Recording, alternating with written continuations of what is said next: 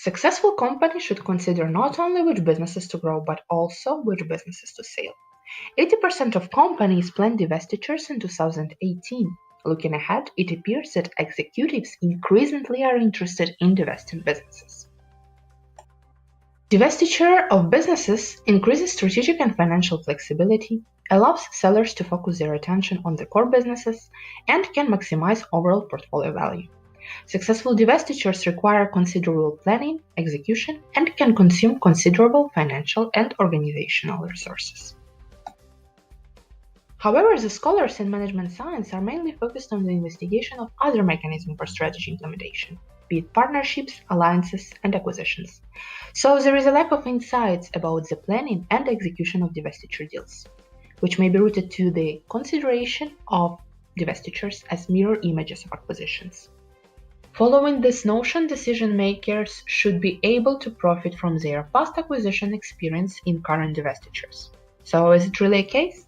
Several successful acquirers are failing to divest some of their businesses.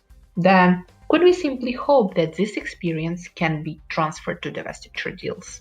The objective is to review and to make a categorization of research for these two governance modes and to find out if there are just mirror images or important differences between them exist.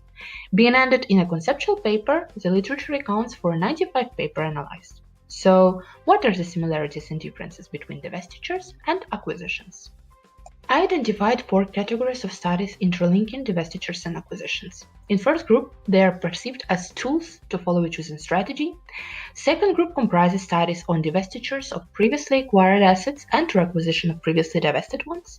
Then studies in the choice of restructuring modes and few rare studies on their comparison. However, in most of the publication, acquisitions and divestitures are treated as separate strategic decisions that have similar categories but different research focus. For acquisition, it's on the buyer side, mainly during pre-acquisition and integration phases. For divestitures, it's for the seller side and for the factors that hinder the decision to divest.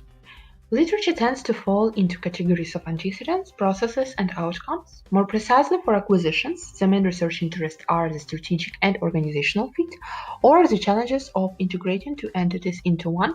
As for divestiture, the focus is on organizational inertia and information irregularity during decision making.